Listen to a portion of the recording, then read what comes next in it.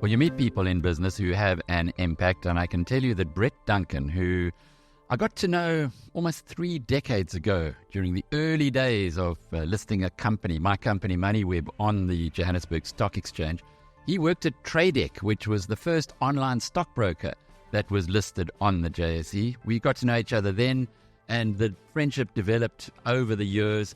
But why it's relevant today is that Brett passed away earlier this week, and he is the man who brought to the BizNews community and many thousands, if not hundreds of thousands of people in South Africa, the whole concept of investing directly offshore in shares. He's the man behind Webtrader, and that means the Webtrader portfolio in BizNews, which has been a huge supporter of anybody who took money offshore and invested in the shares that we recommended. Indeed, when we launched that portfolio almost 10 years ago, it started with $200,000. It's now worth over $700,000. So quite an increase.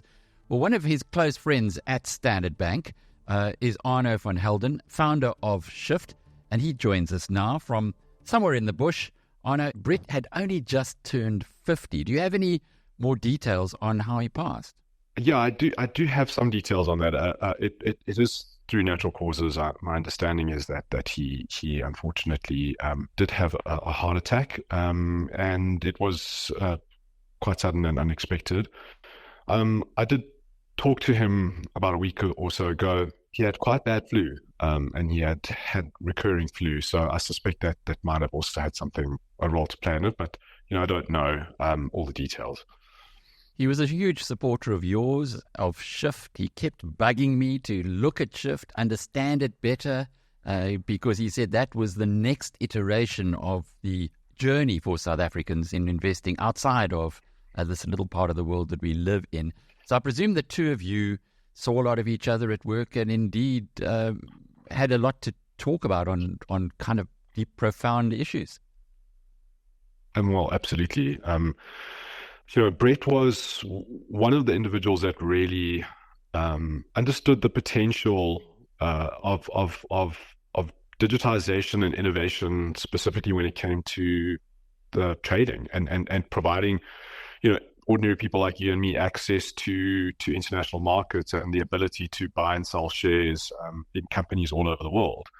He was as you already mentioned, he really brought Webtrader to Standard Bank and to our customers, and that, which was one of the first offshore, do-it-yourself offshore trading platforms available in the country. And so when I created Shyft and founded Shyft 8 years ago, obviously in the same business division as Brett, he really understood that Shyft could take that offshore trading to the next level by embedding the foreign exchange and all the rest of it into the capability. So he really got it, and he became a massive supporter of ours and really helped us to bring the share trading capabilities onto Shyft. I must be honest, I don't know if we could have done it without him.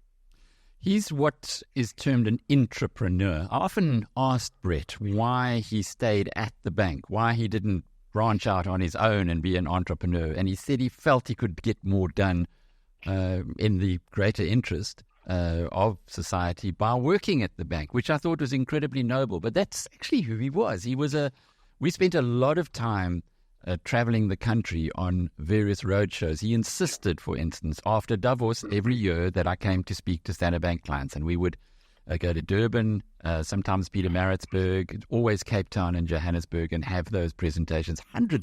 Hundreds of people would come along. And then the same thing was Warren Buffett. Every year that I came back from Berkshire Hathaway, he insisted that we have that roadshow as well. And it was part of a belief that he had in education. Do you know where that came from? Because he really drove investor education within the Standard Bank client base very aggressively. Well, I think that the reality is that being on the inside, so somebody that works, in a trading type of business, somebody that really understands the potential to be able to invest in companies and on stock markets all over the world.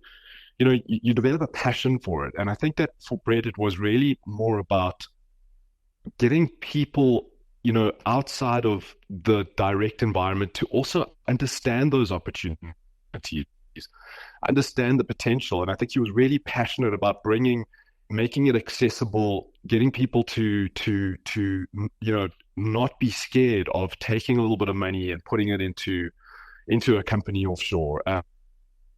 And I think that passion really, and you talk about Standard Bank and him being an entrepreneur. It's very, very difficult when you're doing it on your own. You don't have a base, and I think being part of Standard Bank, such an amazing company, such a huge business, means that you've already got millions of customers there and ready to talk to communicate with, to educate, to bring these capabilities to them. And I think he just had such a passion for it, and he wanted to be able to give other people the same opportunities that he had been given through his knowledge and experience of trading. I'd like to dwell a little on Brett the person, because one of the things that always struck me was that he was not proprietal. What I mean by that was when Easy Equities came along, he was quite happy for us to have a relationship at BizNews with Easy Equities as well. Whereas there are many companies or many people in companies who say, no, they want nothing. If you do business with us, you can't do business with our competitor or perceived competitor. That is an unusual approach for South Africa, in that it really speaks to the point you made now of this passion for spreading the message, almost saying, a little bit like Magnus Haystack in a way, saying to South Africans, open your mind. There's a much bigger world out there. Yeah. Brett was always an extremely pragmatic individual. He, I remember countless conversations, over a beer or a cup of coffee at work. Just his philosophy on if we do this, we're going to try and be the best in the market. But if there are betters in the market, then great, then kudos to them. And there was never this sense of like, we must own this, it's ours. He had this free spirit of, let's just go out and do our best and may the best man win, and I think that it was just such a calming and such a generous way of looking at the world. And he's going to be dearly missed. Well, opposite the Standard Bank head office in Rosebank is a Fornos that I used to frequent relatively often when because we lived fairly close around the corner in Parkview, and Brett and I would regularly have catch-ups there, and our regular waiter Isaac would know that Brett was there because he would love to say the usual, which meant a huge breakfast. And he left. He left Standard Bank about a year ago. Was there any health issue at that stage? I certainly didn't see it. No, there wasn't. I mean, look, Brett, I wouldn't call Brett the most regular of exercises. But no, I didn't. There were no health issues. I think for Brett it was just simply time for him, and he felt it was the right time for him to move on. And I think I only noticed more recently, especially like I said around the flu in the last couple of conversations, that he battled a little bit. Underlying causes I don't know, but yeah, he unfortunately leaves behind 2 children and his wife Magda, and I guess our hearts and prayers and thoughts go out to them, in this what can only be a very difficult time, and we wait to see what the next arrangements are. My last conversations with Brett, and it wasn't that long ago either, was that he was surveying different opportunities. He was thinking of a second career after Standard Bank at 50. Well, he still had a lot of energy. Did you have any insight on what he might have done?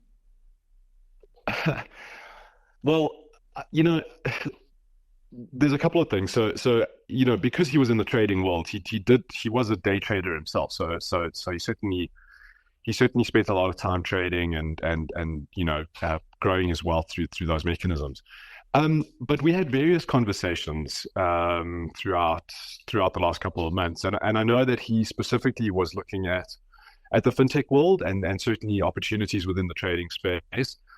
And in fact, our last conversation, I hadn't spoken to him for a month or two, and he certainly sounded like there was a few things on the horizon, and our plan was to get together very soon to discuss them and find out a little bit more about them. Unfortunately, that's not going to happen. But knowing Brett, he wasn't one to sit back for too long, enjoying early retirement. That's for sure. So yeah, I am curious to know what he was up to and what he was plotting. Arno, you've also left Standard Bank now, and you're off on a different career as well. Is this the way it works in big corporates, that people stay for a period of time and then perhaps have to find new challenges? No, I don't think there is a recipe for it. I think that, I work with individuals. Brett was at Standard Bank for 23 years. I was at Standard Bank for 13 years. And I think, there are people that will stay for a few years, and there are people that will be lifers, they will stay until they're 60 and retire. I think for me personally, I've really enjoyed it. It has been the most incredible journey.